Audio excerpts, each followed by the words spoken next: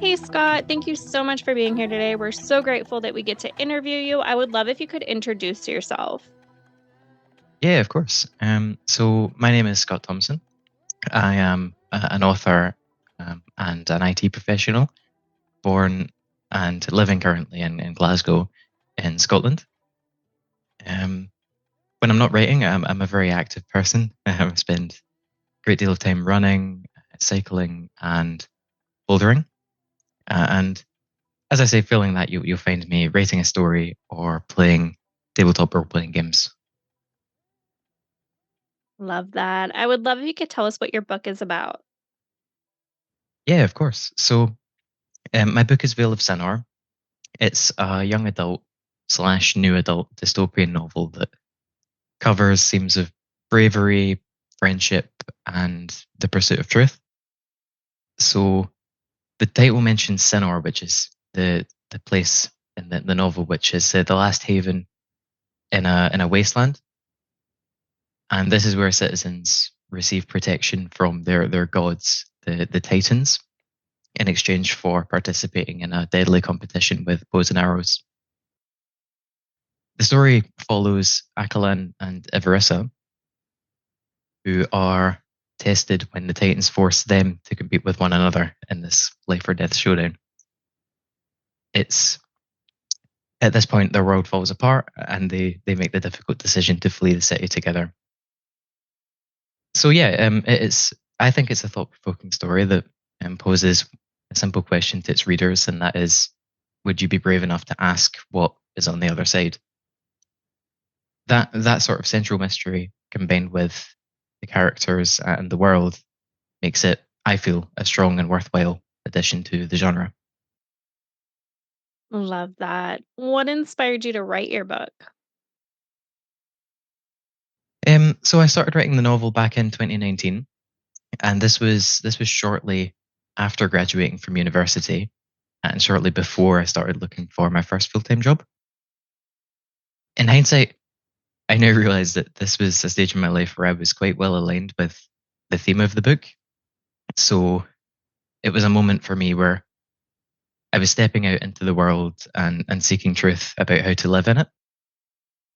I was looking at boundaries that were in front of me and evaluating how much I think I believed in them. So what inspired me to write it? So a big part of my motivation is this idea that this might be the remarkable thing I'm supposed to do. In my first few years of my professional career, I um, found myself landing in this kind of existentialist kind of loop where it really bothered me to try and decide what I should be doing with myself, and I struggled to kind of scratch that itch for quite a while. I think that writing the book was one of the things that really helped to pull me back out of that loop. Love that. When you were writing your book, who were you thinking of when it comes to who your book is for? Um, so yeah, I think that um, it makes space for itself in that kind of YA slash NA genre. I think that fans of books like The Hunger Games, for example, will pick this one up and really identify with it. Um, More broadly, I kind of touched on this just a second ago, but I think it's really for people that are looking at the world and asking sort of questions about why certain things are the way they are. Um, I think people do often, or we're kind of guilty often of accepting boundaries and saying this is the way things have always been, or no one has ever done that. And I think that the book will sort of speak to those sort of people in particular. Amazing. How long have you been writing and what made you really sit down and start? Um, yeah, so I mean, it's been about 4 years I've been writing. Veil of Sinor really being what kicked this off as my first sort of serious project. So that was in late 2019, and I've had an interest in storytelling for a little bit longer. Um, that's less on the writing side, and more just the story side. Where, as I mentioned, I'm a big fan of tabletop role playing games, and those kind of I suspect that they're responsible for my fixation on characters in particular. So I mean, I could I could talk for hours about why I love these games so much, and I'm sure that maybe there's some people in your audience that might relate to that, but I'll resist. Um, the main point I want to make is that these games they center around characters that you create. For example, you might have a guy with a sword, but I would want to know what the guy with the sword is doing there. So, say he's a knight. Is he a knight to prove that he is brave? Does he take home wages to a family? Does he want to be something else altogether? Uh, Those are the sort of ideas that you play around with those sort of games, and that ultimately drew me towards writing, where I had this character who ended up being the main character in the book, and he just needed a story. Love that. What is your schedule like when you are writing a book? So my schedule was pretty wild when I was writing this, because I was doing it alongside my day job in IT. So I'd make myself a mint tea at maybe 9 or 10 p.m., and then I would quite often work into the kind of early hours of the morning. Since it was a passion project, I didn't really. It was never like a struggle. I actually found the other way around, where it would actually kind of turn my normal day to day upside down if I let it. So I kind of had to stay on top of that. Obviously, I think there's plenty of starving artists out there that do, um, throw everything and focus fully on writing. But what I wanted to do was, well, I'd identified that I think I might be a creative, and I wanted to pursue it. But I also like having a house to live in. So that was the sort of balance I was trying to get, and it led to quite a few late nights. Love that. What do you need in your writing space to help you stay focused? Yeah, like I say, a cup of mint tea, mainly. It's a sort of kind of funny ritual, where it just helps me focus, I suppose. Apart from that, my space isn't especially important to me, like physical objects wise. Obviously, I'm lucky enough to have a good computer and a nice big monitor to type on. But the main thing that I really need apart from tea is a good playlist. Love that. What is your favorite writing snack and drink? Oh, well, yeah, as I say, it would be that mint tea mainly. I gravitate towards that. Love it. What type of books do you personally enjoy reading? So I haven't really read a great deal, to be honest. At least in the last few years, as I say, I've been looking for that balance of writing and obviously working. It is something that I have a great deal of interest in picking up again. So that is something I'm going to be focusing on a lot once the book is out there. Amazing. Are there any books or authors that inspired you to become a writer? Um, yeah, yeah. So I mean, the book really is it's a nod towards these books like The Hunger Games, as I mentioned, these kind of dystopian books, and that whole era of story dystopia being very popular. Um, I think there's something really charming about these books where they usually take a pretty simple question, but it can be quite fun if the question actually hooks you. So take The Hunger Games for example. The question there is, can Katniss survive the Hunger Games, and what does it mean for the capital if she does? So then I would say that the simple question for Vale is obviously, are you brave enough to um, question the boundary and go to the other side? So that was what sort of hooked me anyway. Is that kind of simple question idea, focusing on the simple question, and then the story comes after that. I think. Amazing. What books did you grow up reading? Did you have an all-time favorite? This is where I totally expose myself for being very uncool. So when I was very young, the first books I was so obsessed with were the How to Train Your Dragon. If you've seen the film, then you might be more familiar. But there was obviously the book series.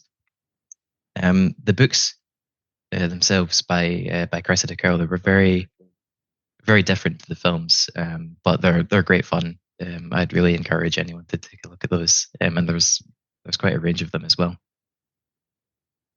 Amazing. On the other side of that, now as an adult, what are your favorite series or authors that if they come out with something, you automatically grab it? Again, to be honest with you, I can't think of something off the top of my head because I really haven't read a lot in the last few years. No worries. What would you tell someone just starting out with reading again?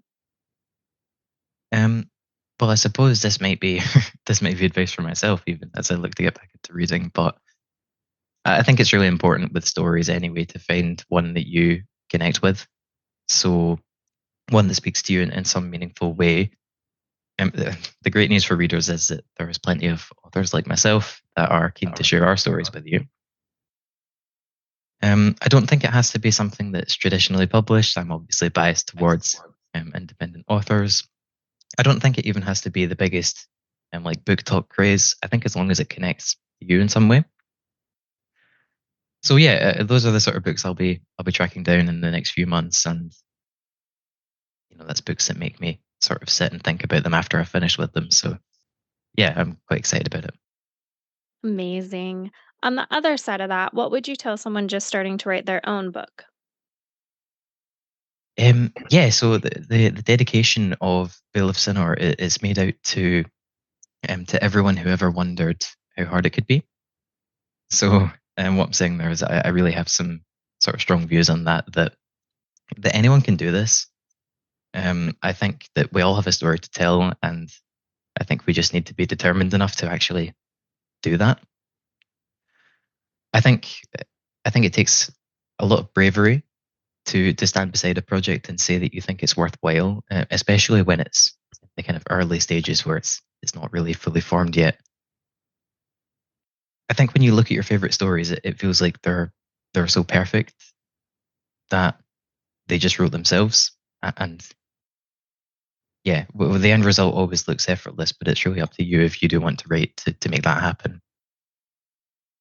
Love that. What's one thing that people are generally surprised to find out about you? I think people are usually surprised by how active I am, because I spend most of my hours of the day working with computers, or even when I'm writing, I'm using my computer, right? So I think people are quite surprised about that. Um, During the start of the COVID pandemic, that was when I really started to pick up a lot more physical activity, getting into running and so on. And I'm now at a stage where I can't go a few days without a workout, or I get very grumpy and very frustrated. So yeah, that would be the main thing. Amazing. Is there anything you would like to say or add? Yeah, so I just want to mention that, of course, this is my debut. When I first wrote these pages, I wasn't sure where it was going to go, but ultimately, I just wanted to create something that people will connect with. The story itself, as I kind of touched on it, it really strangely is about my own growth into adulthood, with the central theme that I just want to shout about being that people often accept the things the way they are. So yeah, more than anything, I hope that readers are able to see the story here. I hope that they can connect with it. I feel like we live in a world with a lot of barriers, and I think that storytelling, whether it's my book or anyone else's book, allows us to kind of reject those barriers for a short time. So it would be really meaningful to me if I could help that happen for someone. I was just going to say there, that's all from me. Yeah. So I'd love to thank you for having me as well, and Yeah. um, I think it's really great that you facilitate these conversations. Amazing. Thank you so much for that. Where's the best place readers can find your book? I know some readers love signed copies. Is that an option and the best place to connect with you? So the best place to find the book is Amazon. It will be available on Amazon in paperback and Kindle format. Best place for any kind of more information about me personally would be my website. So scottwaswriting.co.uk. If you go there, then all of my information about myself, all of my social medias, and my blogs are there. Signed copies at the moment, I'm afraid I can't make any commitments in either way there. But as I say, all of my information is available on scottwaswriting.co.uk, and the book is available on Amazon. Amazing. Well, thank you so much for being here today. We're so grateful that we got to interview you. We'll be sure to drop those links in the show notes. That way everyone can find you. And again, thank you so much.